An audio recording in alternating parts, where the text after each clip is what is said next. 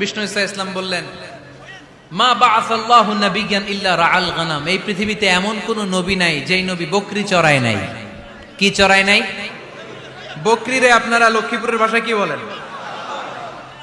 কি বলেন? ছাগল। তো পৃথিবীতে এমন কোন নবী নাই যেই নবী কি চড়ায় নাই? ছাগল চড়ায় নাই। সাহাবারা বললেন, ইয়া রাসূলুল্লাহ আনতা কাযালিক, আপনিও ছাগল চড়াইছেন?